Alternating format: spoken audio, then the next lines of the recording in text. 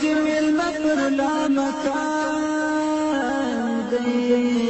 نازولی هاشمي نبي سلطان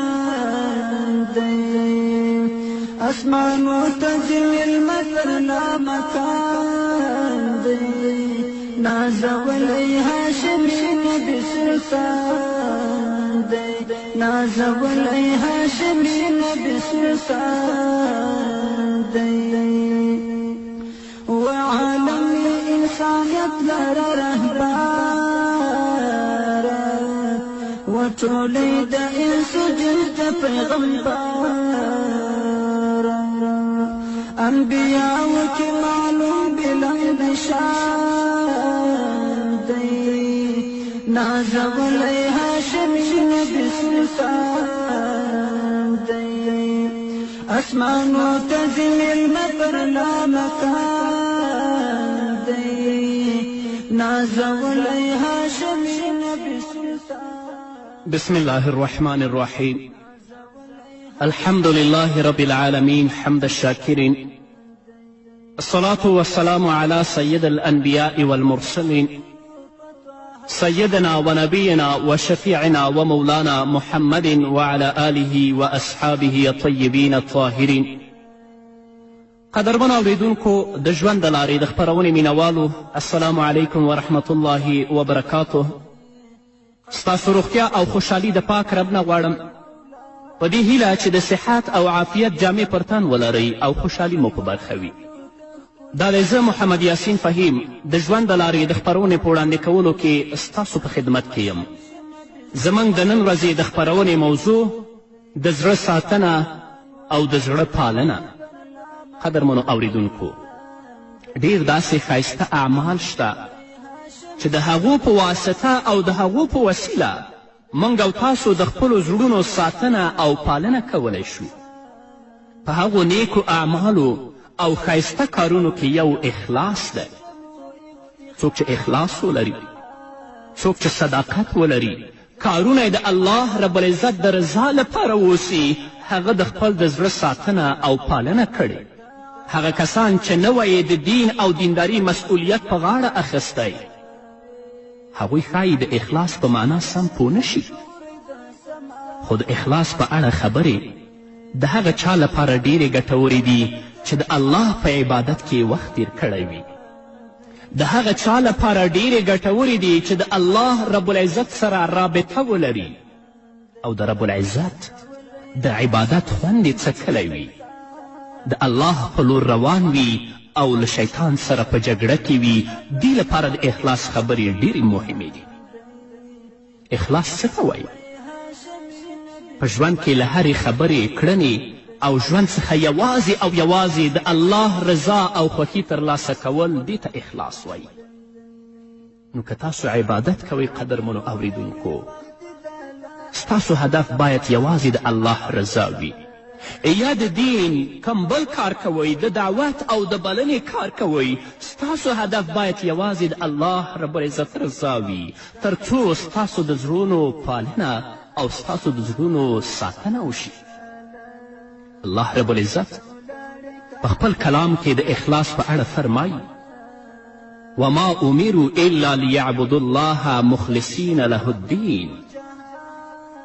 الله رب العزت فرمایي او هغو ته پرته له دې بل هیڅ حکم ورکړی شوی نه و چې د الله بندگی وکړي خپل دین د هغه لپاره خالص ګرځولو سره خپله لار او لوری وبولي یعنی تاسو ته امر شوی چې تاسو په اخلاص او یکتا پرستی سره د هغه خدای عبادت وکړئ چې هغه د دین خاوند دی همدارنګه الله رب العزت په سورة زمر کې فرمایي قل انی امرت ان اعبد الله مخلصا له الدین ای پیغمبره دوی ته ووایه ما ته امر شوی دی چې د الله لپاره د دین په خالصولو سره د هغه بندگی وکړم همدارنګه الله رب العزت فرمایي انا انزلنا الیک الکتاب بالحق فاعبد الله مخلصا له الدین الله لله دین الخالص ای محمده موږ دغه کتاب تا ته په حق نازل کړی دی له دې کبله ته د هماغه الله بندګي وکړه د هماغه لپاره د دین په خالصولو سره. خبردار خالص دین د الله حق دی، د بل چا حق نه دی. د قرآن کریم دغې سپېڅلې او څرګندې وینا ته ځیر شي. که خالص دین او مخلصانه عبادت د خدای لپاره نه وي نو د چا لپاره وي؟ الله فرمایي الله لله دین الخالص. خو د خپلو پیغمبرانو په ثنا او ستاینه کې د الله رب العزت دغې وینا ته ځیر شئ چې الله فرمایي انا اخلصناهم بخالصة الذکر الدار. موږ هغوی د یو خالص صفت پر اساس غوره کړي وو او هغه د آخرت یاد و. کله چې الله رب العزت له فحشا څخه د حضرت یوسف علیه الصلاة والسلام کیسه بیانوي نو هلته په څرګنده توګه ښکاري چې له فحشا څخه د یوسف علیه السلام د خلاصون یوازینی لامل د هغه اخلاص او پاکي ده. الله رب العزت فرمایي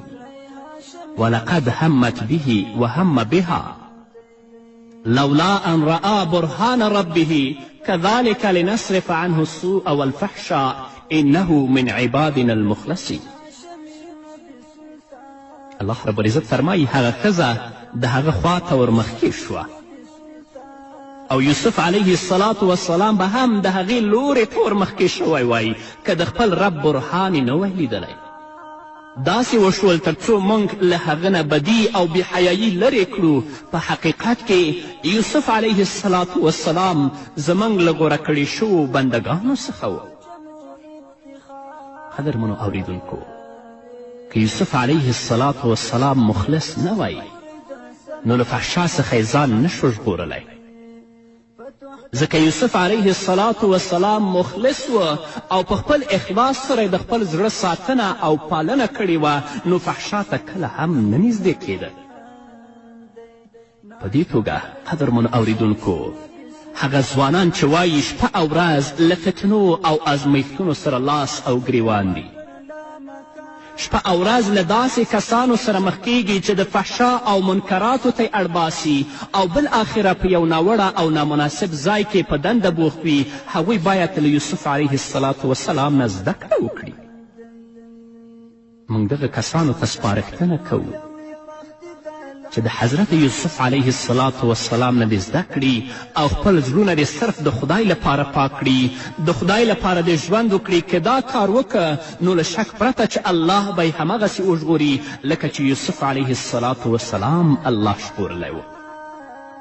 یوسف علیه السلام د الله په عبادت سره، د الله په طاعت سره او په هغو کې په اخلاص سره د خپل زړه ساتنه او پالنه کړې وه نو الله د فحشا نه وساته. الله رب العزت فرمایي كذلك لنصرف عنه السوء والفحشاء انه من عبادنا المخلصین. داسې وشول چې موږ له هغه نه بدي او بېحیایي لرې کړو. په حقیقت کې هغه زموږ له غوره کړې شوو بندګانو څخه و. راځئ قدرمنو اوریدونکو ځوانانو ورونو او خویندو چې د خپلو زړونو پالنه او ساتنه د الله په عبادت او په اخلاص سره وکړو تر څو الله رب العزت زموږ په اخلاص سره موږ د منکراتو د فجایعو او د فسادونو نه وژغوري. حضرت موسی علیه الصلاة والسلام هم د اخلاص په مټو وکړی شول چې خدای ته نږدې شي او لومړی مقام خپل کړي. الله رب العزت په اړه فرمایي واذکر فی الکتاب موسی انه کان مخلصا وکان رسولا نبیا.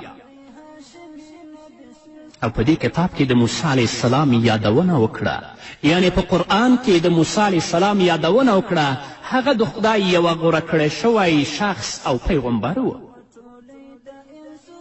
ډیره حیرانونکې خبره خو دا ده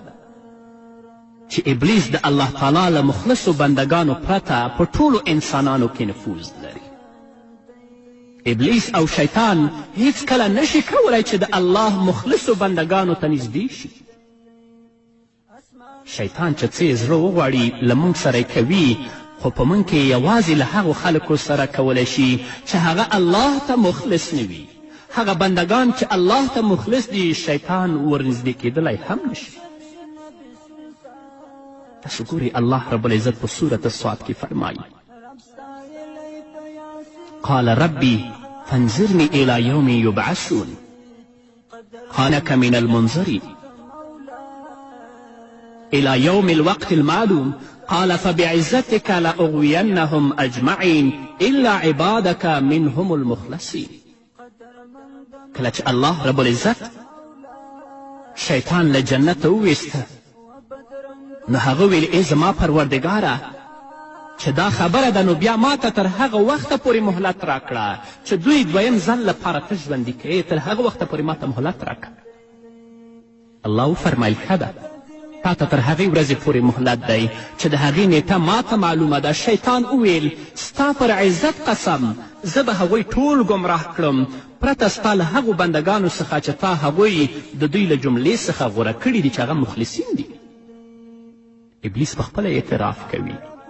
ابلیس پخپله اقرار کوي چې له یوې ډلې پرته به ټولو خلکو ته دوکه ورکوي او هغه ډله چې دوکه نشي ورکولی هغه مخلص بندگان دي.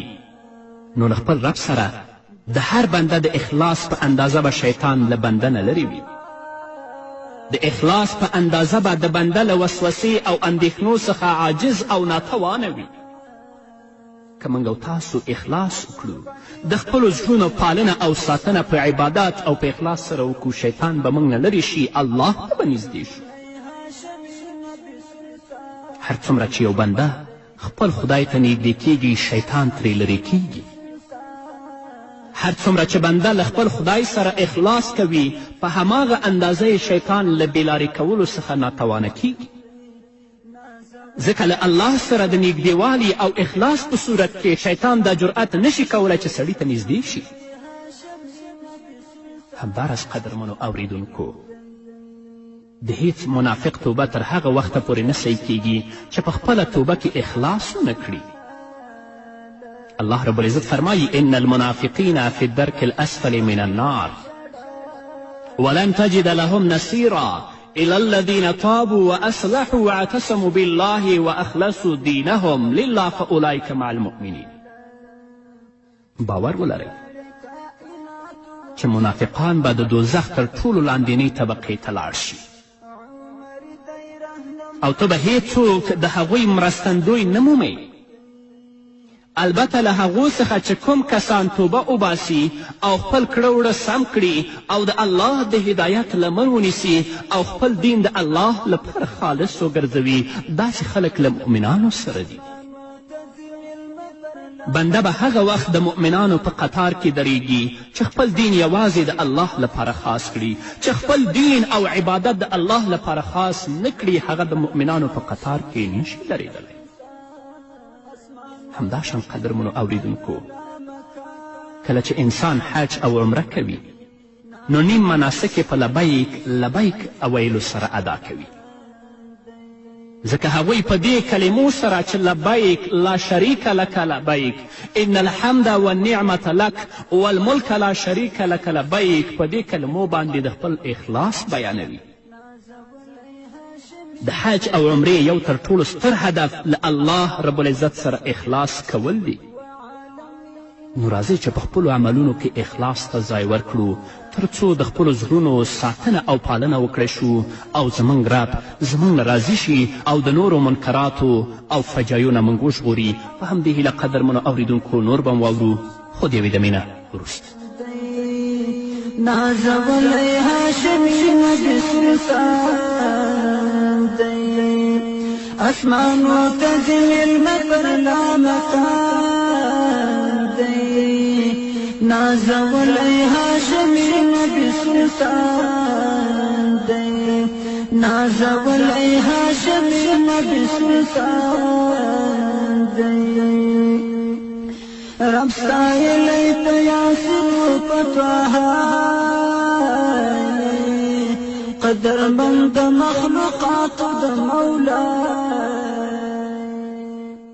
رب ستایلی په یاسین و پتوهایی اسمانو ته ځي مېلمه پر لامکان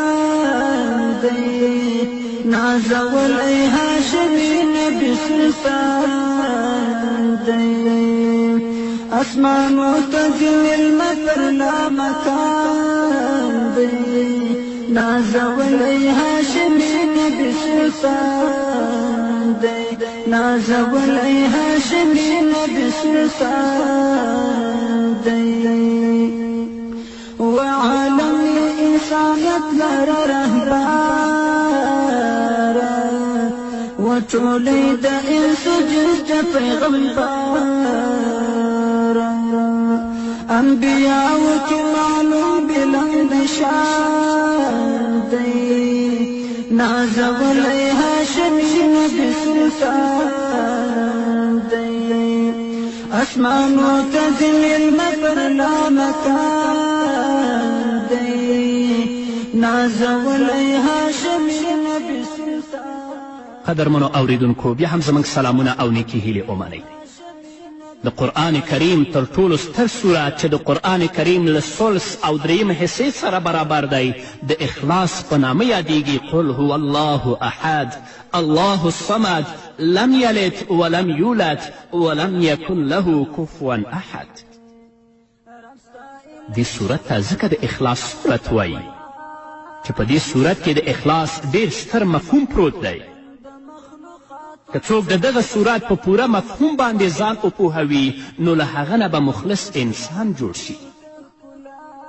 موږ او تاسو چې وایو الله احد نو د خپل ژوند ټولې چارې موخې او نیتونه یوازې د یو خدای لپاره ترسره کوو.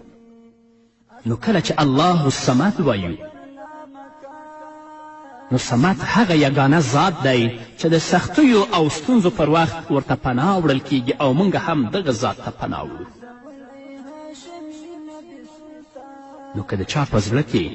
د قل هو الله احد مفهوم کیناست نو هغه به مخلص انسان وي. له همدې امله ورته د اخلاص صورت وایي چې د قرآن کریم له یو په درېیمې برخې سره برابر او تر ټولو عظیم صورت دی. تاسو به لیدلي چې مؤمنان نورو ته د ډوډۍ په ورکولو کې څه وایي؟ الله فرمایي ویطعمون الطعام علی حبه مسکینا ویتیما واسیرا. او د الله په مینه کې مسکین او یتیم او بندي ته خواړه ورکوي. او بیا ورته دا وایي چې انما نطعمکم لوجه الله لا نريد منکم جزاء ولا شکورا انا نخاف من ربنا یوما عبوسا قمطریرا. موږ تاسو ته یوازې د الله په خاطر خواړه درکوو. موږ له تاسو څخه نه کومه بدله غواړو او نه هم شکریه. له موږ سره خو له خپل رب څخه د هغې ورځې د عذاب ویره ده چې د سخت کړاو ډیره اوږده ورځ به وي. نو ای ورونو راځئ اخلاص وکړئ. عملونه هم د الله لپاره وکړئ چې د خپلو زړونو پالنه او ساتنه وکړئ شو. یو تن نبی کریم صلی الله علیه وسلم ته راغی او وی ویلې یا رسول الله د هغه چا په اړه څه نظر لرې چې جنګ ته ولاړ شي او هلته د میړانې او نرولي په نوم د مشهوره کېدو لپاره هڅې وکړي، یعنې د نوم لپاره وجنګېږي؟ نو محمد رسول الله صلی الله علیه وسلم وفرمایل هغه ته به هیڅ ګټه هم ونه رسي. کله چې محمد رسول الله صلی الله علیه وسلم دا ځواب ورک نو هغه سړي بیا ویل یا رسول الله زما په اړه د نظر څه دی؟ که زه جنګ ته ولاړ شم هم جهاد وکړم او هم نوم وګټم؟ محمد رسول الله وفرمایل هیڅ ګټه به درته ونه کړي او هیڅ اجر به در ونه رسیږي. بیا محمد رسول الله صلی الله علیه وسلم وفرمایل ان الله لا يقبل من العمل الا ما كان له خالصا وابتغي به وجهه. الله یوازې هغه کارونه قبلوي چې خالص هغه لروي او د هغه د رضایت لپاره وي. همدارنګه الله فرمایي فمن کان یرجو لقاء ربه فلیعمل عملا صالح ولا یشرک بعبادة ربه احدا. نو څوک چې له خپل پروردګار سره د یو ځای کېدو په هیله وي هغه ته پکار ده چې ښه عمل وکړي او په بندګي کې له خپل رب سره بل څوک شریک نه کړي. د عملونو قبلیدل دوه شرطونه لري. دغه دوه شرطونه چې په هر عمل کې پوره کړي نو د عمل د قبلیدلو چانس ورباندې پوره کیږي. اول دا چې کار باید سم کار وي د کار د سموالي نه مقصد دا دی چې د محمد رسول الله د سنتو سره برابر وي. فلیعمل عملا صالحا. دویم دا چې اخلاص باید پکې وي. الله وی ولا یشرک بعبادت ربه احدا، یعنی د خپل رب په عبادت کې هیڅوک شریک نه کړي. بیا امید شته چې الله رب العزت د دې عمل په خپل دربار کې قبول کړي. نو تاسو ته وایم قدرمنو اوریدونکو، که مونځ کوئ، زکات ورکوئ، حج کوئ، جهاد کوئ یا نور نیک عملونه کوئ، د ستاسو یوازینی هدف دی د الله رب العزت رضا وي، چې د زړونو پالنه او ساتنه وشي. او د رب په عبادت کې څوک مه شریکوئ، نه پیر، نه ولی، نه قبر او نه زیارت. امید دی چې الله رب العزت ستاسو عبادت قبول کړي. اخلاص د الله او بنده ترمنځ یو راز دی چې د الله رب العزت پرته نور څوک نه پرې پوهیږي. او له همدې لارې موږ په خپلو منځونو کې سیالي کوو. څوک څه پوهیږي؟ هغه څوک چې تاسو ته دا خپرونې وړاندې کوي هغه ته تر ټولو لږ ثواب په برخه شي، ځکه چې اخلاص به کم وي. او یو بل څوک چې دغه خپرونې ډیر په مینې او په اخلاص سره اوري او د اوریدلو په مهال داسې دعا وکړي چې ای زما پروردګاره، د دې خپرونو په اوریدلو کې زما یوازینی هدف ستا رضا ده او ترې یاد کړم، نو دې کس ته به الله رب العزت تر ټولو ډیر ثواب ورکوي. الله رب العزت به یې نیکي 700 او د هغو څو برابرو ته ورسوي. ان تر دې چې په رښتې به یې د اجر او ثواب لیکلو لپاره حد نشي ټاکلی. دغه وخت الله رب العزت چې څنګه وغواړي هغسې د خپل بنده د اخلاص اجر او ثواب ورکوي. نو راځئ قدرمنو اوریدونکو، خپل رب ته د تضرع او د عاجزي لاسونه لپه کړئ او خپل رب نه په خپلو عملونو کې اخلاص وغواړئ، صداقت وغواړئ. والله چې په کوم عمل کې اخلاص وي هغه عمل الله رب العزت قبلوي. په کوم کار کې چې اخلاص وي هغه کار الله رب العزت ترسره کوي، چې هر کار وي. په کومې وینا کې چې اخلاص وي هغه تاثیر لري. په کومې وینا کې چې اخلاص وي هغه قابل د قبول وي. په کومې وینا کې چې صداقت وي د هغه اوریدونکی په خپل ژوند کې هغه عملي کوي. نو یا الله دا څه چې وایو د خپل رضا دپاره یې وګرځوئ. الله غیر د ستا د رضا نه بل هدف نه لرم، غیر ستا د رضا نه بل هدف نه لرم، نه که بل مقصد لرم. یوازینی هدف زما د ستا رضا او هغه مسئولیت چې زما په اوږو دی د هغو ادا کول غواړم. نو راځئ اخلاص وکړئ چې د خپلو د زړونو ساتنه په اخلاص سره او د خپلو زړونو پالنه په اخلاص سره وکړو. د الله نه ځان ته، تاسو ته او ټولو مسلمانانو ته د اخلاص او د نیکو عملونو غوښتنه کوم. په همدې هیله قدرمنو اوریدونکو، دا وه زموږ د نن ورځې خپرونه چې ستاسو درانه حضور ته وړاندې شوه. تر بلې خپرونې پورې چې زه بیا هم ستاسو درانه حضور ته راځم، تاسو ټول په پاک رب سپارم. پاتې ژوندم نیکمرغه، ښاد، بریالي او کامیاب اوسئ. نازولی هاشمی نبی سلطان دی، اسمانو ته ځینې لمر لا مکان دی. نازولی هاشمی نبی سلطان دی، نازولی هاشمی نبی سلطان دی. وعالم انسانیت لر رهبر وټولې د انس جد پیغمبر. انبیاءو کې معلوم بلند شان دی، نازولی هاشمی نبی سلطان دی. اسمانو ته زمین مفر لا مکان دی، نازولی هاشمی نبی سلطان دی، نازولی هاشمی نبی سلطان دی. رب ستایلی په یاسر و په طه، قدرمند مخلوقات د مولا. رب ستایلی په یاسر وطه قدر من د مخلوقات د مولا وبدرم ګوري واجلو تخلا نازولی هاشمی نبی سلطان اسمان و تزم المطر لا مکان نازولی هاشمی نبی سلطان نازولی هاشمی نبی سلطان دا عرب او عجم افتخار زلیدل لکستور دا سماوی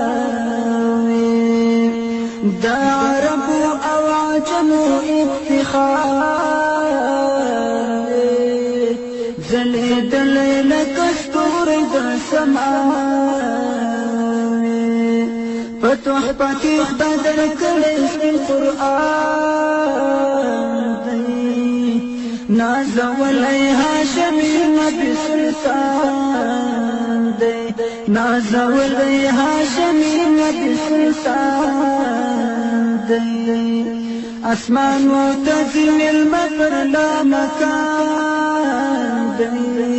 نازولی هاشمی نبی سلطان نازولی هاشمی نبی سلطان دا دلو یوی وقت دلا ازال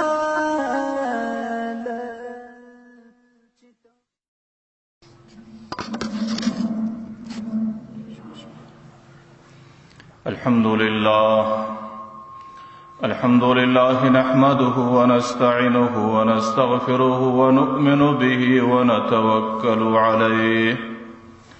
ونتوكل عليه ونعوذ بالله من شرور أنفسنا ومن سيئات أعمالنا من يهده الله فلا مضل له ومن يضلله فلا هادي له ونشهد أن لا إله إلا الله وحده لا شريك له ونشهد أن سيدنا ومولانا محمدا عبده ورسوله أما بعد فأعوذ بالله من الشيطان الرجيم بسم الله الرحمن الرحيم ألم يأن للذين أن تخشع قلوبهم لذكر الله وما نزل من الحق ولا يكونوا كالذين أوتوا الكتاب من قبل فطال عليهم الأمد فقست قلوبهم وكثير منهم فاسقون وقال رسول الله صلى الله عليه وسلم الدين النصيحة آمنت بالله صدق الله مولانا العظيم وصدق رسوله النبي الكريم ونحن على ذلك من الشاهدين والشاكرين والحمد لله رب العالمين.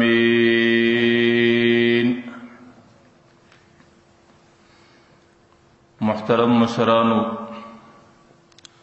ستاسو په حضور کې ما د قرآن کریم د یو آیات تلاوت پیش کړي. د دې آیات د تلاوت سورستا د دې آیات د تلاوت متعلق فتیر جمعه کې مردا خبره کړې و چې الله تعالی د آیات مبارکه کې د انسانانو سره د خشوع صفت غواړي او د انسانانو سره د خشوع د صفت غوښتنه کوي چې آیا هغه وخت لا نه دی راغلی چې د دې انسانانو په زړو کې د الله تعالی طرف ته خشوع پیدا سي او د دې انسانانو په زړو کې د قرآن کریم و طرف ته خشوع پیدا سي. تیره جمعه کې ما درته ویل د دې معنا دا چې دا وخت خو ډېر وختي راتلل فکارو، آیا در اوسه پورې څنګه هغه وخت نه دی را رسېدلی چې د انسانانو په زړو کې د الله تعالی طرف ته او د الله تعالی د کلام طرف ته خشوع پیدا سي. نو الله تعالی د قرآن کریم په دې آیات کې د مسلمانانو سره په خپلو سړو کې د خشوع صفت پیدا کول غواړي. ځکه ما تېره جمعه کې درته ویل چې بعض علماو لیکلي دي ان المؤمن لا یکون مؤمنا فی الحقیقة الا مع خشوع القلب. مومن چې درسو پورې په زړه کې د خشوع صفت رانولي او مومن چې درسو پورې په زړه کې خشوع پیدا نه کړي نو در هغې وخته پورې دا مومن په حقیقي طریقه سره مومن بلل کېدلی نسی. مومن حقیقي مومن او مومن په حق سره مومن الته مومن بلل کیږي چې د هغې په زړه کې د الله تعالی طرف ته خشوع راسي او د هغې په زړه کې د الله تعالی د کلام طرف ته خشوع راسي. خشوع څه ته وایي؟ خشوع یو کیفیت دی چې کله د انسان په زړه کې راسي نو د انسان په زړه کې خوف راسي او د انسان په زړه کې د الله تعالی محبت ځای پیدا کی. چې کله بیا یو انسان د الله تعالی د نافرمانۍ تصور و فکر کوي نو د الله تعالی د نافرمانۍ په خاطر باندې د هغه سړي زړه د وهم او د بیرې سریږ دي او د هغه انسان زړه د الله تعالی په محبت کې پریشان او غمجن سي. نو چې کله دغه کیفیت د یو چا په زړه کې راسي نو د دې معنا دا ده چې د دې سړي په زړه کې د خشوع کیفیت راغلی دی او په کم زړه کې چې د خشوع کیفیت راسي نو بیا هغه هیڅ مجال نه وي، بیا هغه زړه کې دا طاقت نه وي، بیا هغه زړه دا خبره برداشتولی نه سي چې دی د ګناه طرف ته قدم پورته کړي. لکه تېره جمعه کې ما درته ویل چې په مفردات القرآن کې د خشوع معنا لیکلې ده. الخشوع التضرع، خشوع دې ته وایي چې د انسان په زړه کې تضرع عاجزي راسي. واکثر ما یستعمل فيما یوجد على الجوارح، او اکثریت استعمال د خشوع په هغه ځای کې راځي چې په زړه کې یو کیفیت راسي او د هغې اثر د انسان پر اندامو باندې ښکاره سي. نو چې په کم زړه کې خشوع راله او د خشوع کیفیت رالی نو بیا به هغه لاسونه هم الله تعالی طرف ته متوجي، بیا به هغه زړه هم د الله تعالی طرف ته متوجي، بیا به هغه سترګې هم د الله تعالی طرف ته متوجي، بیا به هغه پښې او قدمونه هم د الله تعالی طرف ته متوجي بلل کېږي. لکه ما درته ویل چې کله یو ځای اور بالي نو د هغې اثر د دود په شکل باندې انسانانو ته ورښکاره کېږي. چې کله په یو ځای کې درختې او باغ وي نو د هغې اثر د میوو په شکل باندې انسانانو ته معلومیږي. نو چې په کم زړه کې خشوع راله، په کم زړه کې د خشوع کیفیت کښېناستی د هغې اثر پر اندامو باندې انسانانو ته ورښکاره کېږي. بیا هغه ژبه د الله تعالی نافرماني کې نه استعمالیږي، بیا هغه سترګه د الله تعالی نافرماني کې نه مستعملیږي او بیا هغه لاس او پښې د الله تعالی د نافرمانۍ څخه ځان راګرځي او د الله د نافرمانۍ څخه پرهیز کوي. نو چې په زړه کې خشوع راله د خشوع اثر پر اندامو باندې راځي، بیا د هغه انسان د دې سترګو څخه د الله تعالی د خوف او د بیرې څخه اوښکې راځي او بیا چې کله الله تعالی ناراضه سي د الله تعالی په محبت کې هغه سترګه پریشانه ده، هغه بدن پریشانه دی، د الله تعالی په محبت کې بیا د هغه سترګې څخه د محبت اوښکه راځي. او چې کومه سترګه د الله تعالی د خوف په خاطر باندې اوښکه توکي او یا کومه سترګه د الله تعالی په محبت کې اوښکې توکي نو پر هغې سترګه باندې الله تعالی د جهنم اور حرام ګرځوي. لا یلج النار من بقا من خشیت الله، الله تعالی جهنم ته هغه سترګه نه داخلوي چې کومې سترګې د الله تعالی د خشیت او د بیرې څخه ژړا کړي. تېره جمعه کې ما درته ویل چې د سترګې څخه اوښکې راتلل د دې دپاره ډېر مختلف اسباب دي او د دې دپاره ډېر مختلف علتونه دي او د دې دپاره ډېرې مختلفې طریقې و لارې دي. کله کله چې د سترګې څخه اوښکې راځي د هغې سبب پر انسان باندې د مصیبت راتللی، مشر انسان دی، کشر انسان دی، د انسان فطرت و طبیعت دا شان دی چې کله پر یو انسان باندې غم راسي، پریشانی راسي، مصیبت راسي، نو طبعا د انسان د سترګو څخه اوښکې راځي. نو دا هم د اوښکې تویولو یو لارې، یو سبب، یو طریقه یي. او کله کله اوښکه راځي د سترګو څخه، د هغې علت و سبب دا یي چې هغې په دې خاطر د سترګو سره راځي چې د انسان سره د خپل محبوب او د خپل ګران او د خپل خوږ دوست او قریب جدائی راسي.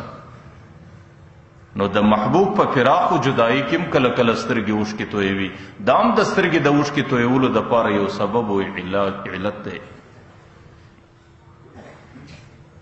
لکه ما درته ویلي حضرت یعقوب علیه السلام د خپل بچي په فراق کې دومره زیاته زمانه ژړا وکړله، دومره زیاتې اوښکې توکې چې قرآن کریم وایي اخر یې د سترګو تور ختم سو او سترګې ړندې سوې. یا پیغمبر علیه السلام د خپل بچی ابراهیم متعلق د سترګو څخه اوښکې تویولې او دا جمله به استعمالوله چې القلب یحزن والعین تدمع، زړه مې غم کوي، سترګې مې اوښکې تویوي. و انا بفراقک یا ابراهیم لمحزونون، ای ابراهیم موږ ستا په فراق کې نن ډېر زیات غمجن یو. یا چې کله پیغمبر علیه السلام د دنیا څخه رخصت سو، نو د پیغمبر علیه السلام په فراق او جدائی کې صحابه کرامو ډېره زیاته ژړا کوله. نو د سترګو څخه د اوښکو راتللو او د سترګو څخه د ژړا کېدلو یو سبب و علت دا هم کیدی شي چې د انسان څخه د خپل دوست او د محبوب فراق او جدائی راسي.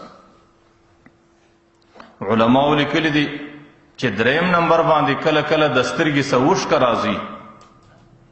هغه په دې وجه باندې چې کله یو بنده د قرآن کریم پر تلاوت باندې کښېني، نو د قرآن کریم د تلاوت په خاطر، د قرآن کریم د محبت په خاطر، د قرآن کریم د عشق په خاطر باندې د دې سترګو څخه اوښکې راځي.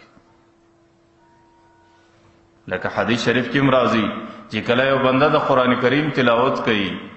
او د قرآن کریم د تلاوت سره د هغې د سترګو څخه اوښکې راتویږي، نو د دې اوښکو راتویدو په خاطر باندې الله تعالی دې بنده له جنت واجبوي. الله تعالی د ده په حق کې جنت واجب ګرځي چې د قرآن کریم د محبت په خاطر، د قرآن کریم د عشق په خاطر، د قرآن کریم د تلاوت سره د سړي د سترګو څخه اوښکې تویږي. ځکه حضرت ابوبکر رضی الله عنه به وی چې کله تاسو د قرآن کریم تلاوت کوئ نو تاسو ژړا کوئ، لیکن که تاسو له ژړا نه درځي وإن لم تبکو فتباکو، که ژړا نه درځي بیا د الله تعالی دربار ته د ژړا شکل جوړوئ. چې کله پر داسې آیات باندې راغلی چې هغې کې د الله تعالی د عذابو تذکره ده، او داسې آیات باندې راغلی چې هغې کې د الله تعالی د محبت تذکره ده، نو د الله تعالی په خوف کې، د الله تعالی په محبت کې ژړا کوئ. او که چیرې یو چاله ژړا نور ځي نو کم سے کم د الله تعالی دربار ته، د الله حضور ته د ژړا شکل جوړوئ. او الله تعالی هغه مهربانه ذات دی چې د انسان څخه د ژړا شکل په حقیقي ژړا باندې قبلوي. چې کله د ژړا شکل د الله دربار کې جوړ سي، الله تعالی هغه اجر او مزدوري ورکوي او هغه انعامات وله ورکوي چې کوم سړی حقیقي ژړا کوي. امام غزالی رحمه الله زموږ د سلفو حالات لیکلي دي چې زموږ سلفو کې چې به کله د قرآن کریم تلاوت کوئ د هغې به کم حالت، فکثیر منهم من صعق، ډېر انسانان داسې وو چې د قرآن کریم تلاوت به کوئ نو د قرآن کریم د تلاوت سره به بې اختیاره ښورېدی. لکه کم بچان چې د قرآن کریم حفظ کوي او د قرآن کریم تلاوت په کثرت باندې کوي نو د هغې په اختیار کې نه بې اختیاره ورسره شوري. ومنهم من بکا، امام غزالی رحمه الله وی ډېر انسانان بیا زموږ په سلفو کې داسې وو چې هغوی به د قرآن کریم د تلاوت سره ډېره زیاته ژړا کوله. ومنهم من غشا علیه، ډېر انسانان بیا داسې وو چې د قرآن کریم د تلاوت سره به پر هغوی باندې بېهوشي راتله. او داسې انسانان هم پیدا سو ومنهم من مات فی غشیته، چې هغوی په دغه بېهوشي کې د دنیا څخه رخصت سو او په دغه بېهوشي کې وفات هم سو. نو زموږ د سلفو مزاج بداو چې هغوی به قرآن کریم په داسې عشق کې تلاوت کوئ، هغوی به د قرآن کریم سره داسې مینه او محبت و چې د قرآن کریم د تلاوت په وخت کې به هغوی بېخوده و او کله به د قرآن کریم د تلاوت په وخت کې د سترګو څخه ژړا راتله او کله به د قرآن کریم د تلاوت په وخت کې پرده باندې بېهوشي راتله او ډېر انسانان داسې پیدا سو چې هغوی د بېهوشۍ په وخت کې د دنیا سره رخصت سو. حضرت صالح المری رحمه الله زموږ د سلفو په سلسله کې ډېر لوی بزرګ دی. دی وایي زه د یو بزرګ کوډلي لرالم، نو چې کله ورسره کښېنستم نو د هغې مخ ته د قرآن کریم آیات تلاوتوم. تتقلب وجوههم فی النار یقولون یا لیتنا اطعنا الله ورسوله.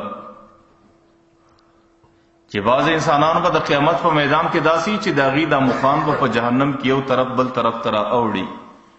او د هغې لویه تمنا به دا یا لیتنا اطعنا الله ورسوله، کاش په دنیا کې موږ د الله او د رسول اطاعت کړی وی. دا به په جهنم کې د دوی لویه تمنای، دا به په جهنم کې د دوی لوی ارمانی او دا به په جهنم کې د دوی د افسوس او د ارمان ویناوي. نو حضرت صالح المری رحمه الله وی چې کله زه د دې آیات تلاوت کوم نو هغه بزرګ باندې یو قسم ژړا راله او د ژړا څخه وروسته پر هغې باندې غشې او بېهوشي راله او زه ناست یم چې کله هغه بزرګ د بېهوشۍ سره پورته سلو نو ما ته وایي صالح المری زما غم دې را دوچنده کوې، پر ما باندې تکلیف دی، پر ما باندې مصیبت دی، د قرآن کریم یو څه تلاوت راته وکړه. وایي ما د قرآن کریم دا آیات وفسې کې کلما ارادوا ان یخرجوا منها غما اعیدوا فیها، چې کله جهنمیان په جهنم کې د ډېر تکلیف په خاطر باندې د جهنم څخه منډې وي او د جهنم څخه ځان خلاصوي نو الله تعالی وایي اعیدوا فیها، موږ یې برته دې جهنم کې راګرځو. چې کله ما دا ووایي نو هغوی د غشي په آخري کې د خپلې بېهوشۍ په آخري کې پر هغه ځای باندې زما په مخ کې زما په حضور کې هغوی خپله ساه ورکړه او د دنیا سره رخصت شو. زموږ بزرګانو کې ډېر بزرګان داسې رالو چې هغوی د قرآن کریم د تلاوت په وخت کې د دنیا سره رخصتېدل. نو وکثیر منهم من مات فی غشیته، ډېر خلک به داسې وو چې په خپله بېهوشي کې به آخر د دنیا سره رخصتېدی. حضرت زراره ابن اوفا رحمه الله متعلق راځي د قرآن کریم تلاوت کې د سهار په لمانځه کې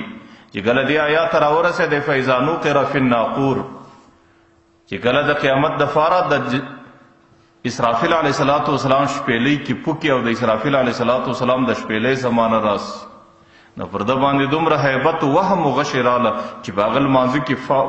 ګزار سلو او په هغه لمانځه کې در پایه پورې د لمونځ پای ته نه ورسوي، په هغه لمانځه په دوران کې وفات سو. حضرت سلمان فارسی رحمه الله متعلق راځي چې کله قرآن کریم دا آیات رالی ان جهنم لموعدهم اجمعین، جهنم د دې ټولو انسانانو د وعدې ځای دی. چې کم خلق په دنیا کې د ګناه زمانه تیره کی، چې کم خلق په دنیا کې د نافرمانۍ زندگی تیره کی، الله تعالی وایي د هغې ټولو د وعدې ځای جهنم دی چې هغوی به جهنم ته رارسیږي. حضرت سلمان فارسی رحمه الله چې کله دا اوري نو هغوی ژړا کوي او د ژړا څخه وروسته د خپل سر ټکوي او د مدینې منورې د کوڅو څخه د ځنګلو د غرو پر طرف باندې وځي او 3 ورځې مسلسل بیا په مدینه کې د هغې دید چانه وکړي چې حضرت سلمان فارسی رحمه الله رضی الله عنه په کوم طرف کې وي. نو مقصود مې دا دی چې امام غزالی رحمه الله وایي چې ډېر انسانان داسې وو چې پر هغې باندې به د قرآن کریم دا تلاوت په وخت کې یا ژړا راتله یا به د بېخوده شورېدو شکل راتلی یا به بېهوشي راتله او ډېر انسانان داسې وو چې د قرآن کریم د تلاوت په وخت کې هغوی خپل روح رخصتاوی، هغوی د دنیا سره رخصت اخیستی. صالح المری رحمه الله وایي چې زه رالم، زه زما دربار ته یو ورځ ابن سماک رحمه الله رالی، دا ټول زموږ اکابر او سلف دي. هغوی ما ته وایي چې د دې خپل د یارو د دې خپل وطن د بزرګانو لږ عجایبات خو راباندې ووینه. وایي ما در لاس ونیوی د یو بزرګ کوډلي له مې راوستی، هغه بزرګ د خپلې روزۍ دپاره چټایي ووایي او دا یې کار دی، دا یې کسب دی. وایي موږ چې یو ګړی ورسره کښېناستو زه د هغې مخ ته د قرآن کریم د یو آیات تلاوت کوم اذ الاغلال فی اعناقهم، چې هغه ورځ به راسي چې د دې په غاړو کې به د جهنم توقونه وي. چې کله د دې آیات تلاوت کوم نو هغه بزرګ باندې یو ګړی بېهوشي راله او چې کله د بېهوشۍ کیفیت سو نو ما بن سماک رحمه الله در لاس ونیوی ما وې درځه نو دغه بزرګ د کوره راووتو دی مې دغسې د بېهوشۍ په حالت کې پرېښوی د دویم بزرګ دربار له مې راوستی د دویم بزرګ ته چې کله د قرآن کریم د دې آیات تلاوت کو هغوی باندې هم بېهوشي راځي او دریم کور ته چې رالو نو هغوی باندې اجازت غواړو چې موږ درنه وځو هغه وایي که ما د الله د ذکره څه په غفلت کې نه ګرځوئ خو راسئ وایي چې کله موږ ورالو ما د قرآن کریم د آیات ورته تلاوت کوي ولمن خاف مقام ربه جنتان هغوی هم دغسې د بېهوشۍ په حالت کې موږ پرېښوئ نو حضرت صالح المری رحمه الله وایي چې شپږو بزرګانو ته په دې ورځ موږ ورالو او چې د هر یو مخ ته مې د قرآن کریم د آیات تلاوت کوئ پر هغې باندې غشې و بېهوشي راتله پر اووم نمبر باندې د یو بوډا کوډلې لرالو وایي چې کله ما اجازه وغوښتی نو هغې اجازت راکئ چې دروازې ته ورننوتو نو ما وی خبردار سبا خو د یو چا دربار ته درېدل سته هغه بوډا راته ویل چې د چا دربار ته کم نصیبه د چا دربار ته درېدل سته ما ورته ویل یوم یقوم الناس لرب العالمین هغه ورځ هم را روانه ده چې ټوله انسانیت به د رب العالمین دربار ته ولاړ چې کله ما دا خبره وکړه نو پر هغه بزرګ باندې یو قسم کیفیت راغلی چې د هغې د خولې تناو هغې سوس او د هغې خوله وازه سوه او سترګې پټې سوې او هغې د خپله سا په زوره زوره باندې کښله او نور د خبرو د دې وسو استعداد نه و نو بیا هغه زنانه راووته ما ته وی چې دا خو تاسو داسې حال ته ورسوئ چې دا اوس د څه نفي نه دی نه د چا سره اوس کلام کولی شي نه د چا د سلام جواب ورکولی شي نو حضرت صالح المری وایي په دا ورځ موږ د هغه بزرګ سره ووتو وروسته چې موږ معلومات وکړې چې کومو شپږو کسانو ته ورغلي وو نو 3 کسان په هغه شپږو کې په دې خپله بېهوشي کې 3 سره وفات شوي او 3 کسانو ته څه زمانه وروسته الله تعالی صحت او جوړوالی ورکړی و او هغه بوډا له چې موږ راغلي وو نو هغې بوډا در 3 ورځو پورې مسلسل د لمانځه کولو وسلو استطاعت بیا نه درلود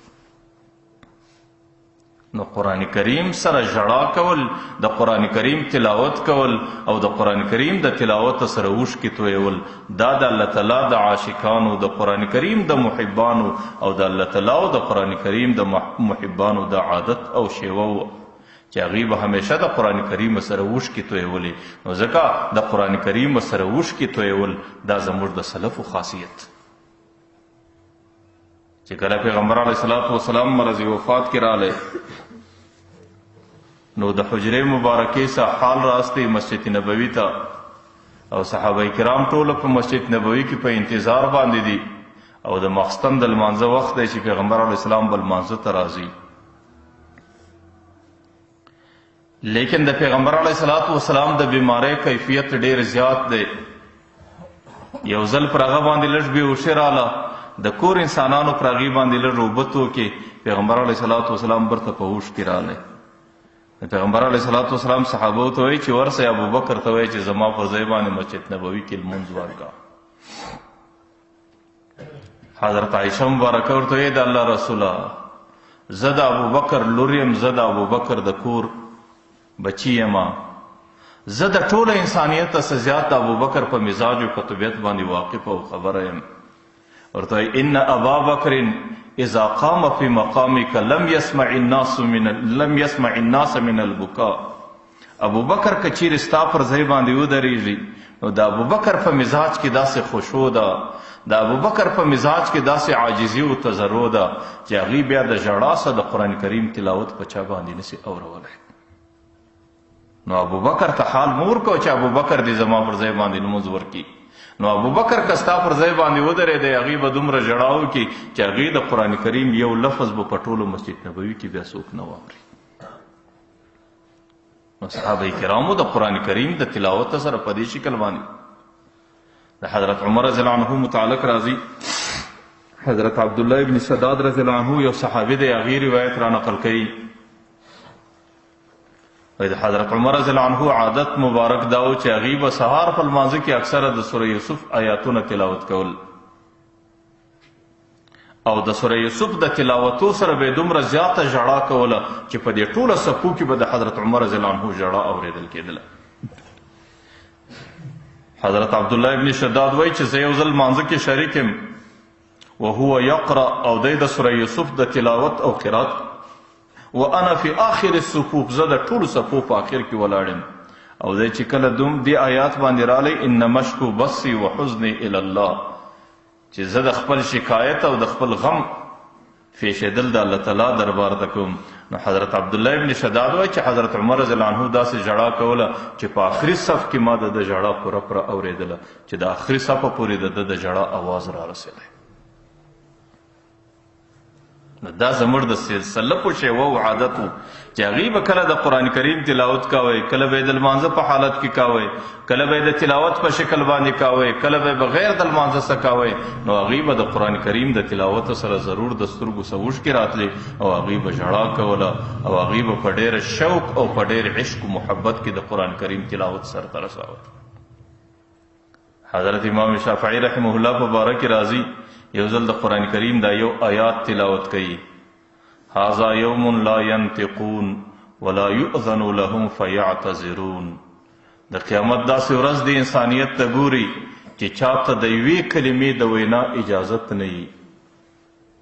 ولا یؤذن لهم فیعتذرون او نه چاته دومره اذن او اجازت سته چې هغوی د الله تعالی دربار کې خپل عذر پیش کړي چې الله زما څه نافرماني په دې وجه باندې وسوله. چې کله امام شافعي رحمه الله د قرآن کریم د دې آیات تلاوت کوي د تلاوت سره دومره زیاته ژړا کوي چې پر هغې باندې غشي او بېهوشي راله بیا د بېهوشۍ په شکل باندې خپل شاګردان د مسجد ته سباسي. د فضیل ابن عیاض د حضرت عیاض رحمه الله بچی دی فضیل ابن عیاض چې هغې ته هم الله تعالی ډېر زیات د خشوع کیفیت ورکړی و. همیشه چې به د قرآن کریم تلاوت کوئ نو همیشه به د قرآن کریم د تلاوت سره پر ده باندې د بېهوشۍ کیفیت راتلی. د ټولې زندګۍ لویه تمنا دا وه چې کاش کې الله تعالی ما ته دومره وس و طاقت راکړي چې یو ځل قرآن کریم تلاوت زه په داسې حال کې وکړم چې په مابین کې بېهوشه نه سوم. لیکن در مرګه پورې دا تمنا پوره نه سوله. در فایه پورې قرآن کریم تلاوت داسې نه وکړي چې پر ده باندې بېهوشي نه وی راغلی. د تراویح په لمانځه کې ولاړ دی یو قاری دا قرات د قرآن کریم د آیات تلاوت کوي یوم یقوم الناس لرب العالمین. هغه ورځ را روانه ده چې ټوله انسانیت به د خپل رب دربار ته درېږي. نو د تراویح په لمانځه کې پر هغې باندې بېهوشي راله بیا یې د بېهوشۍ په کیفیت باندې د مسجد ته سباسي. حضرت عایشه مبارکه یو ځل ټوله شپه هغه د قرآن کریم په دې یو آیات کې وبدا لهم من الله ما لم يكونوا يحتسبون د الله تعالی د طرفه پر د انسانیت باندې د قیامت په میدان کې داسې حالات راځي او داسې خبرې ورته ښکاره کیږي او داسې نعمتونه راځي او داسې عذابونه راځي ما لم يكونوا يحتسبون چې د انسانیت په دنیا کې د هغې ام او تمه نه ساتلې چې د دې انسانانو په دنیا کې په دماغ کې هغه نه وي او د دې په تصوراتو کې نه راغلی او د زړه په فکر او په سوچو کې دا خبره نه ښکاره سوې چې د الله تعالی په دربار کې به موږ د داسې نعمتو سره یا د الله تعالی دربار کې موږ د داسې عذابو سره مخامخ کیږو. نو د الله تعالی د طرفه به داسې حالات ورته راښکاره سي چې په دنیا کې دوی د هغې ګمان نه یې کړی. نو چې کله دا آیات حضرت عایشه مبارکه تلاوت کوي نو حضرت عایشه مبارکه ټوله شپه در سهاره پورې دغه یو آیات راګرځي دغه یو آیات راګرځي. د امام شبلی رحمه الله متعلق په حالاتو کې لیکلی دي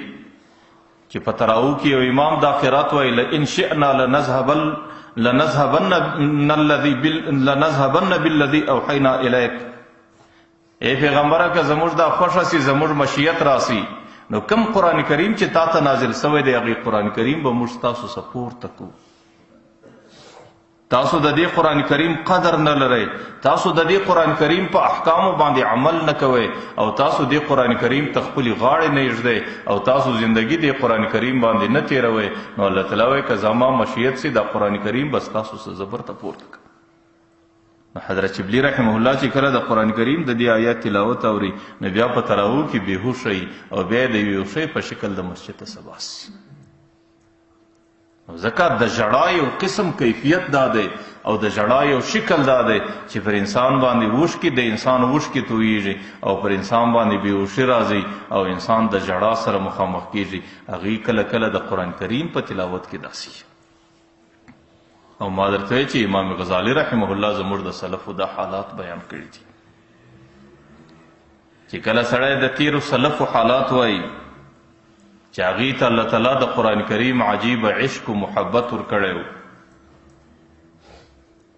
چې ظاهرا چې به کله د قرآن کریم الفاظ تلاوت کول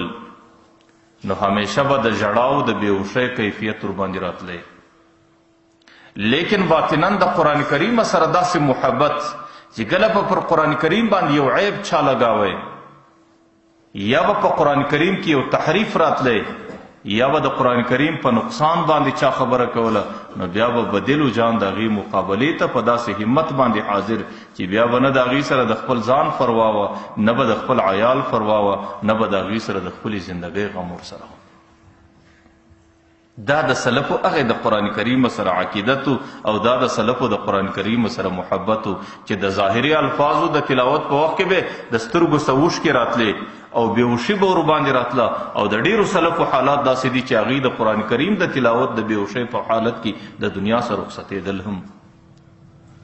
لیکن زړه کې چې به کله قرآن کریم باندې یو مشکل راتلی او د قرآن کریم باندې به یو حرف او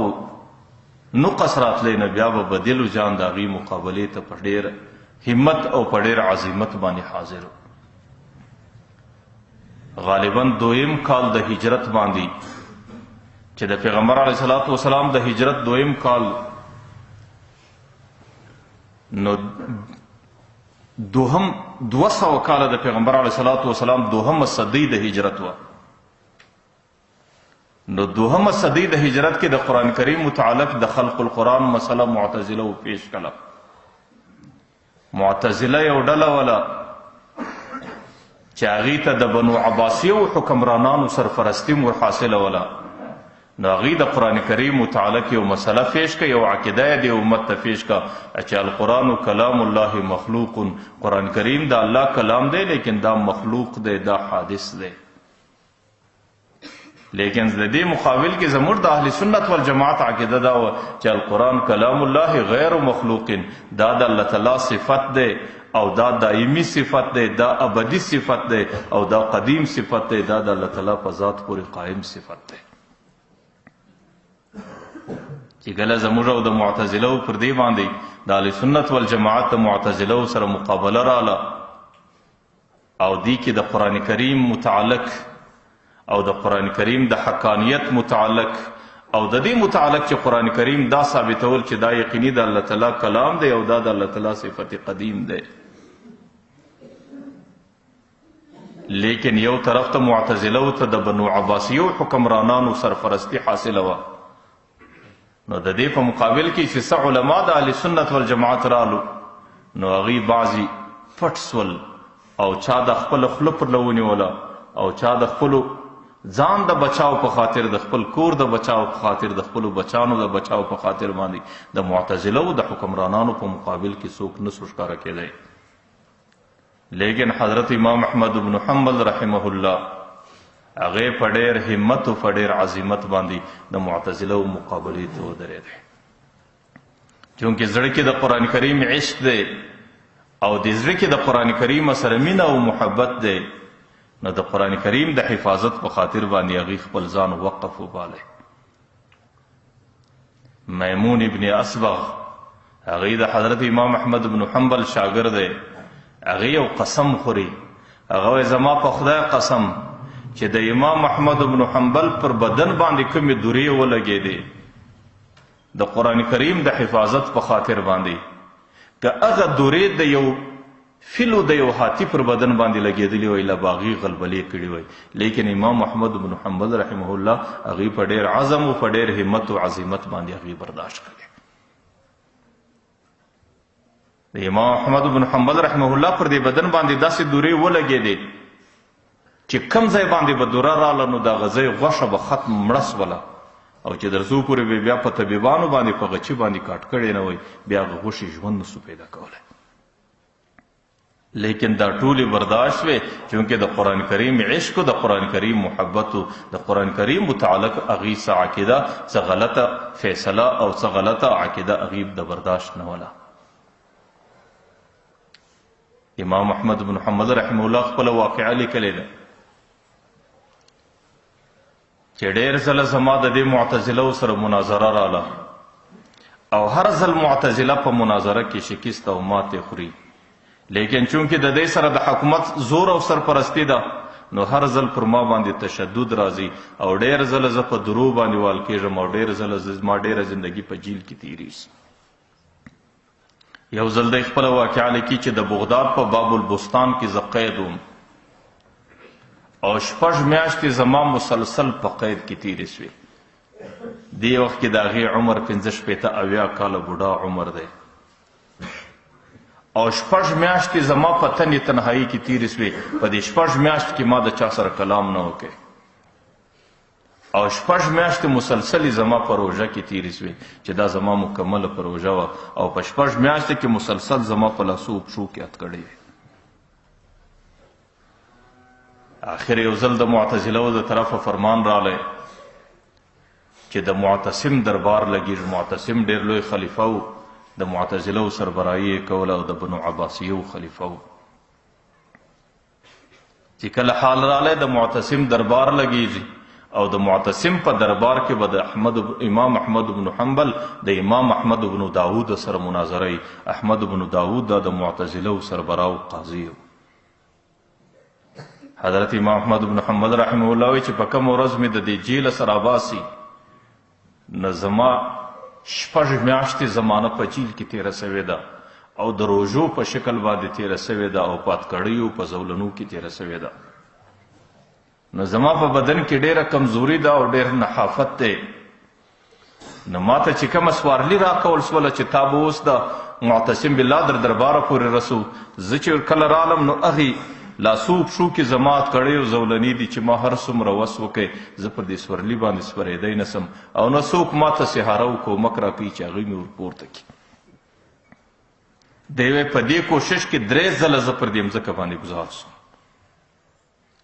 چونکې چارو لاچار د معتصم دربار ته زما تګ و نو په دې خاطر 4م ځل مې پر دې سپارلي باندې ځان تکیه کړی. وایي چې کله د معتصم دربار ته راوړل سولم نو په یو خونه کې قید واچول سوم. نو په هغه خونه کې توره تیاره ده او د شپې ما لاس وکړاوی چې زه یو دیوال پیدا کړم چې پر دیوال باندې د تیمم شکل جوړ کړم او د خپل تیمم وکړم او د خپل مانځه اداینه وکړم. لیکن چې ما کله لاس وکړاوی نو په یو تال کې زه پر اوبو باندې پیښ سوم. نو په هغې باندې مې د خپل وس مطابق چې څومره م وس و اودس مې وکړی د هغې څه وروسته مې لمونځ وکړی. چې کله سهار نو د معتصم دومره لوی دربار جوړ دی چې غالبا د ده په ټوله خلافت کې دا د لوی دربارو چې د خپل مملکت او د خپل حکومت شاوخوا اطراف انسانان وزیران مشران کشران ټول حاضر کړي دي. وایي چې زه کله دربار ته رالم د معتصم هغه ظالمانه دربار دی. دربار په مابین کې جلادان ولاړ دي، د هغې په لاس کې تورې دي او 2 کسان بیا سرونه پرې سوي دي، هغې بدنونه په دې میدان کې پراته دي. د هغې سر یو ځای پروت دی، بدن یې بل ځای پروت دی، دا میدان ټول د هغو په وینو لړلی دی. نو زه چې کله په داسې شکل و کیفیت کې راوستلم نو اشاره راته وسوه چې یو طرف ته کښېنه. وایي زه چې کښېنستم نو زما خوا کې یو احمد بن داود موجود دی چې د معتزلو لوی قاضي و او زما د هغې سره مناظره وه. او دویم عبدالرحمن شافعي چې د امام شافعي رحمه الله شاګرد و. امام احمد بن حنبل وایي زم د امام شافعي رحمه الله شاګرد وم. نو هغې هم د معتزله و هم فکره انسان و، هغه هم دې دربار کې ناست دی. چې کله زه کښېنستم د یو ګړي څه وروسته ما د عبدالرحمن شافعي څخه پوښتنه وکړه، ما یې دوران درس کې د امام شافعي رحمه الله څخه د مسې متعلق څه اورېدلي دي. وی احمد بن داود چې کله زما خبره واورېده هغه ډېر وخندل مرول دې لیوني ته ګوره چې د چا و سر په دار کېږي او دی د هغې څه مخکې یار د خپلې فقې او د احکامو پوښتنې کوي. تا ته اوس د فقې پوښتنه څه فایده کوي؟ تا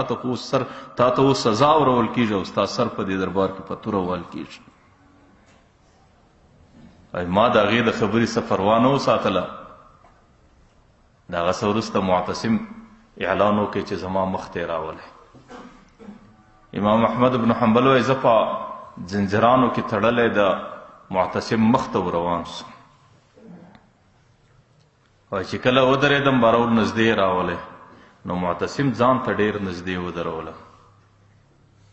او ټوله دربار په انتظار دی چې اوس معتصم د امام احمد بن حنبل سره څه کوي.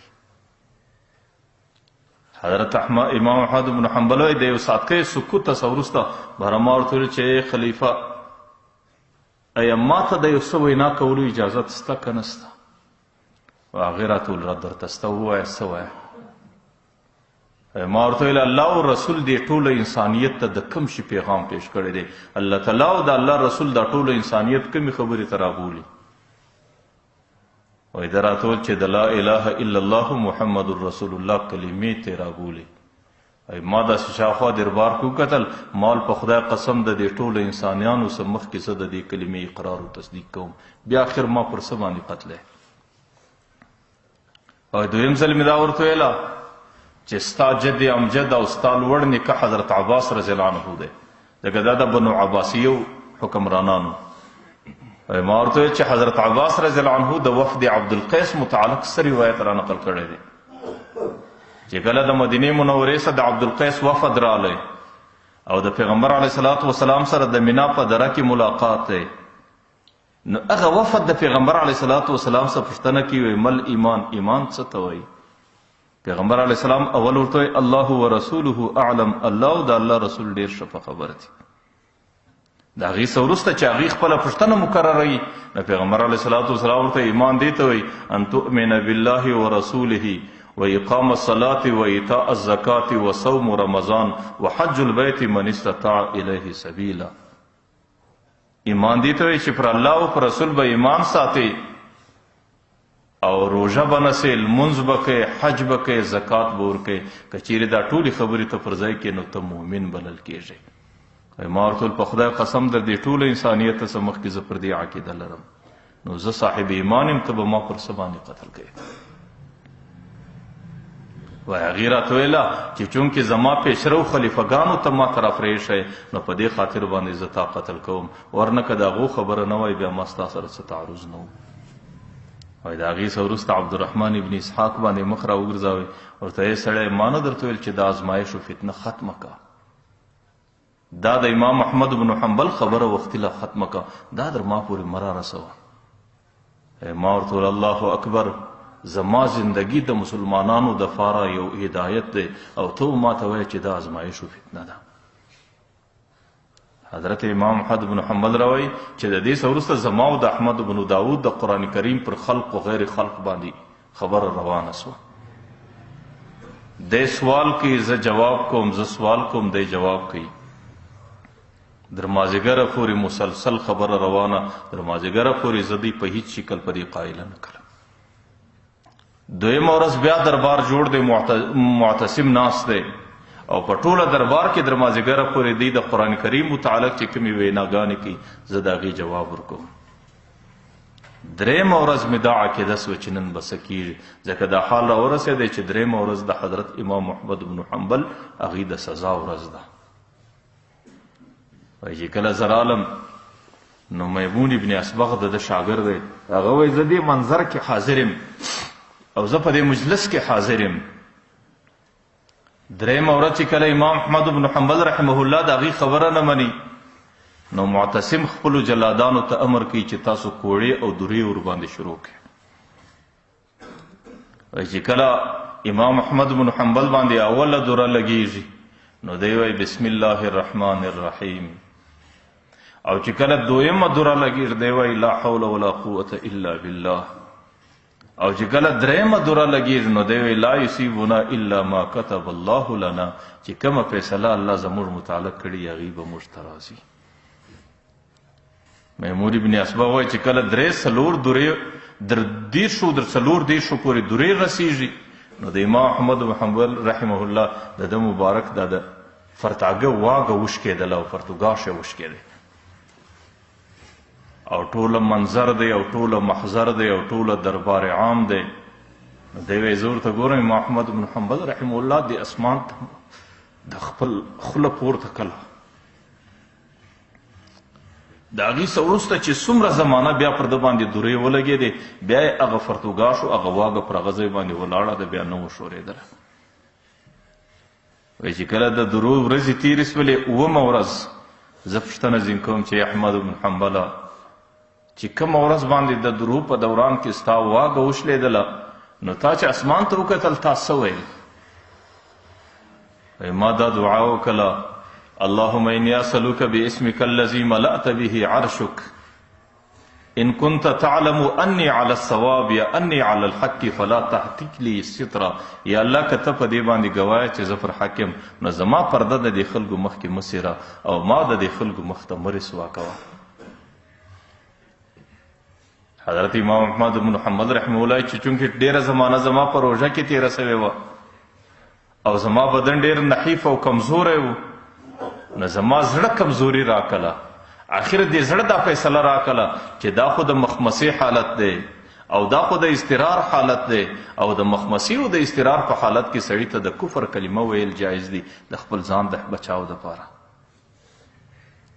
نو چې زړه مې ډېره کمزوري وکړه آخر په دې زړه کې دا فیصله راوګرځېدله چې یاره دا څه د معتزله خبره د یو ګړي دپاره ورسره ومنه چې د دې دروس خلاص شي. وایي زما په دماغ کې دا فکر فرله ګرځي د مجمع څه یو سړی را وغورځېدی چې رالی په غوږ باندې را پرېوتی ما راوایي امامه د مسلمانانو ته ما پیژنې؟ ما وایي زه تا نه پیژنم. وایي راته وایي چې زه د بغداد مشهوره غل یم ما د دې بنه عباسیو درې خوړلې دي په خدای قسم در اوسه مې غلا نه ده پرېښې د خدای په خاطر زموږ قرآن دی چې که چیرې د بنو عباسیو د دروسه د بیرې په خاطر باندې د قرآن د حقانیت دلایل پرې نږدې او کمزوري ونه کې د امت به د تباهۍ سره مخامخ کړي. نو وایي د هغې سړي په وینا باندې زما زړه داسې سخت سلو زما د عقیده و که نن ورځ زما مرګ راځي زما هر څه راځي زه به د قرآن کریم د حقانیت د وعدې څه یوه سره نه پر شا کېږم. بیا به په مجلس کې دا همیشه ول رحمه الله ابوالهیثم الله تعالی دې پر ابوالهیثم رحم وکړي هغوی په ډېر نازک حالت کې زما دستګیري وکړه او زما کومک یې وکړه. زموږ د اسلفو عادت و طریقه زموږ د سلفو عشق او محبت هغه د قرآن کریم سره په دې شکل چې ظاهرا د قرآن کریم الفاظ ویل او د هغې سره ژړا کول او د هغې سره اوښکې تویول او باطنا چې به کله پر قرآن کریم باندې یو حرف راتلی یو عیب به راتلی یو چا به د قرآن کریم متعلق غلطه نظریه و عقیده پیښوله بیا هغوی په ډېر بېنظیر عظمت او استقامت او عظیمت سره د هغې مقابلې ته درېدل. د امام ابو حنیفه رحمه الله د امام احمد بن حنبل رحمه الله چې کله جنازه راله چې څومره د ده معاصرین دي د وخت علما دي هغوی د ده په دې کارنامه باندې به قایل ولو. د ده یو معاصر امام قتیبه لیکي هغه وایي که یو چا د امام احمد بن حنبل سره محبت ساتي د دې دا په دې باندې پوه سه چې دا سړی متبع سنت دی او دا سړی پر دینداري باندې قایم دی. او که دویم عالم دا لیکي علامه زورالدین دورقي رحمه الله لیکي هغې وایي که په دې پوه شوې چې یو چا د امام احمد بن حنبل رحمه الله متعلق غلطه خبره وکړه او سپکه نظریه یې پیش کړه په دې پوه شوې چې د دې سړي مسلماني مشکوکه ده نه معلوم چې دا سړی په حقیقت کې مسلمان دی او که نه دی. لیکن الله تعالی هغوی ته دومره عظمت وله ورکوي چې کله د بغداد پر سړکونو باندې د ده جنازه تیریږي د بغداد په تاریخ کې د امام احمد بن حنبل رحمه الله د جنازې غوندې بله جنازه نه وسوله. د هغې شمار د انسانانو 8 لکه انسانان د نارینهو په شکل او 15,000 زنانې دا په جنازه کې شریکې سوې او په کومه ورځ چې د بغداد پر سړکانو د امام احمد بن حنبل رحمه الله جنازه تیریږي 100,000 غیر مسلم انسانان د ده د جنازې د لیدلو په خاطر په اسلام کې داخل سو. احمد ابن محمد الکندي هغې وایي چې ما په خوب کې ولیدی د مرګه څه وروسته ما ورته وایي چې د مسلمانانو امامه الله تعالی څه در سره وکړو وایي الله تعالی راته ویل چې احمده زما د کلام متعلق تا ته دورې درکول سوې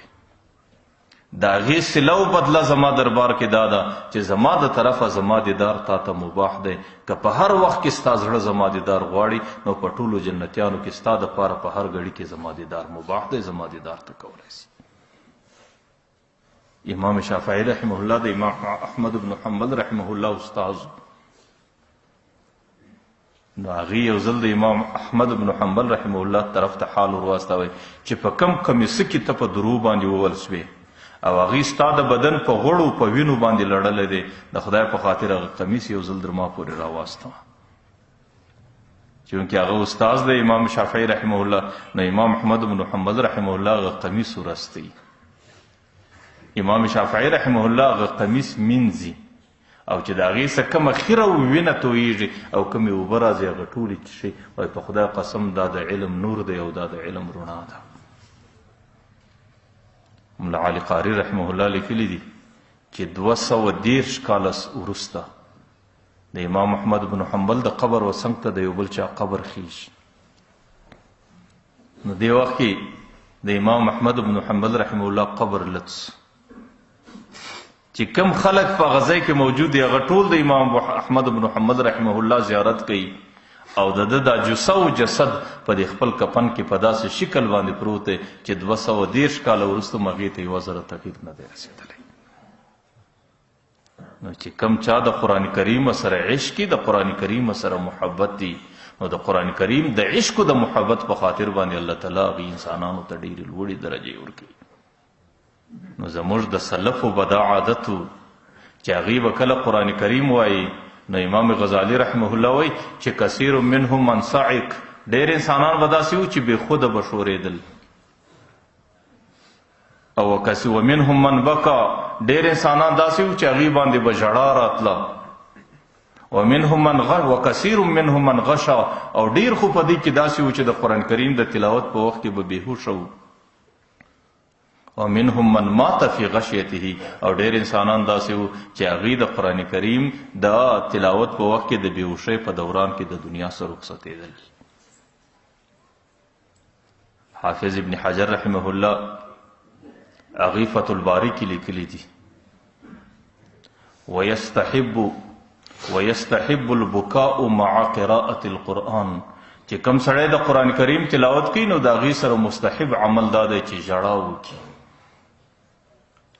چې کله د خوف آیات رالی د الله تعالی د بیرې او د هیبت په خاطر باندې ژړا کول او چې کله د الله تعالی د محبت آیات رالی د الله تعالی په عشق و محبت کې ژړا کول او ما اوس مخکې د حضرت ابوبکر رضی الله عنه قول پیش کړی هغه وی لم تبکو که ژړا نه درځي نو په تباه کو کم سے کم د ژړا شکل و الله ته جوړ کا الله تعالی د ژړا شکل د حقیقي ژړا په شکل باندې قبلوي حافظ ابن حجر رحمه الله وی وطریق تحصیله ان یحضر الخوف والحزن د قرآن کریم د تلاوت په وخت کې مستحب عمل ژړا ده او د ژړا پیدا کولو طریقه دا ده چې دا زړه د غم او د حزن سره ډکه او د بیرې سره ډکه او د بیرې په حالت کې د قرآن کریم تلاوت کوه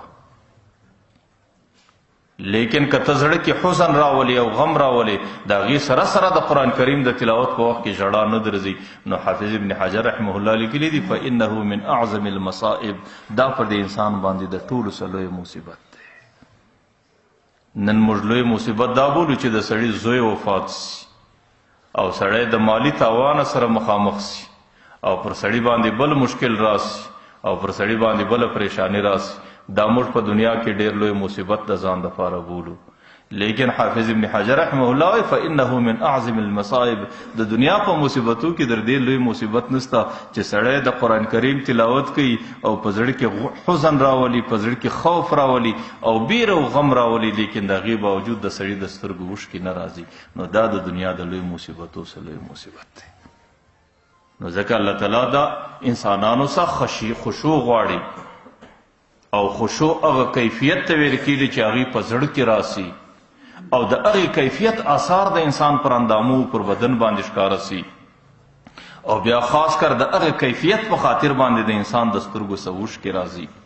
نو ما درته ویل د اوښکو ډېرې لارې دي، د اوښکو ډېر اسباب دي او د اوښکو ډېر علتونه دي. کله اوښکه د مصیبت په وجه باندې راځي او کله اوښکه د محبوب د فراق په خاطر باندې راځي او کله اوښکه د قرآن کریم د تلاوت په وجه باندې راځي او کله اوښکه د الله تعالی د خوف و خشیت متعلق راځي. د هغې دپاره یو څه تفصیل و وضاحت که چیرې زندګي ور روانه جمعه کې به کوو. الله تعالی دې دا څو خبرې قبولې وګرځي.